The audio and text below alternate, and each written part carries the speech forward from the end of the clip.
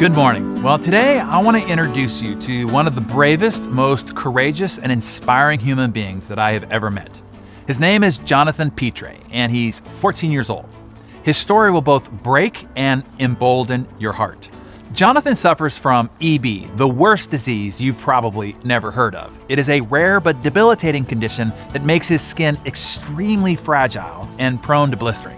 Jonathan is what is called a butterfly child, and here is just a glimpse into the agonizing 3 or 4 hours that he and his mother have to spend every other day. To help manage his condition and prevent infection, Jonathan and Tina must go through the most excruciating process of Jonathan's day, his bath. 1, 2, 3, up. Once he's fully soaked, the two carefully remove all the bandages from Jonathan's body. It's an incredibly delicate process.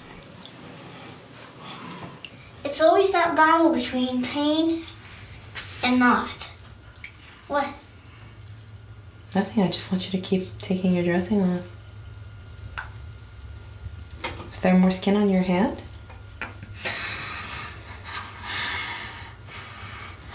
Yeah.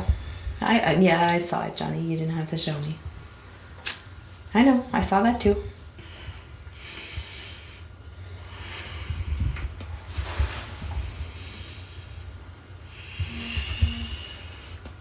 So then,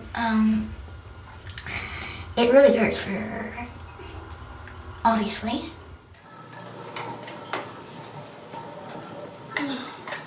The bath is just the first part of the process.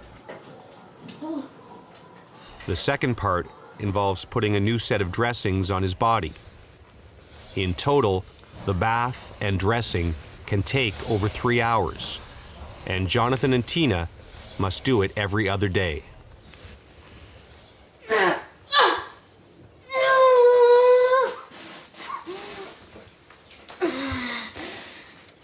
Probably the biggest challenge, being so helpless in front of your kid and having to do dressings, and I mean, you're the one who's hurting him.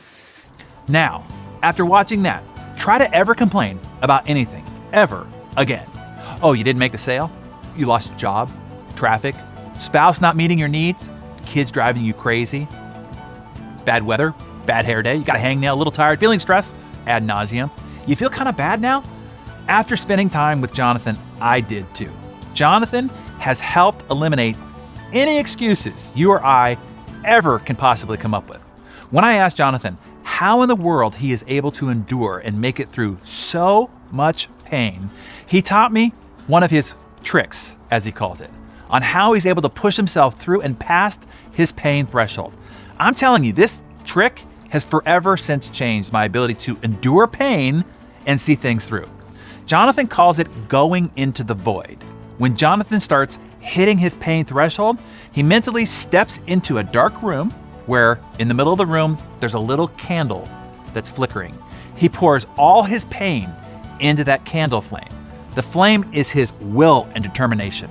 The more he feeds the candle his pain, the less pain he has, and the more powerful the flame of his will and determination get. Then eventually, he gets past the pain point, the pain dissipates, and he can step out of the void and back into reality. You actually saw him do that in the video. You can use this trick anytime you hit your figurative pain wall too.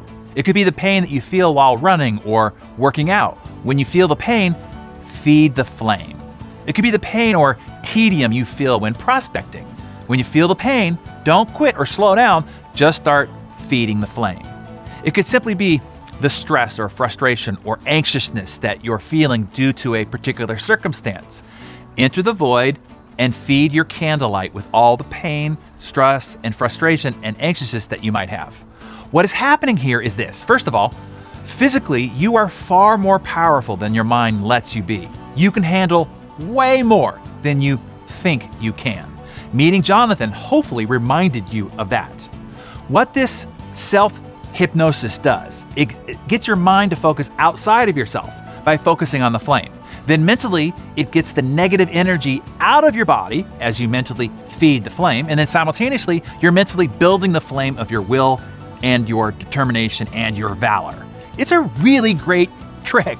After interviewing Jonathan, I used it that night in the gym. I had one of the best workouts I've ever had in years, and I do it every time I start to feel stress. I just feed the flame.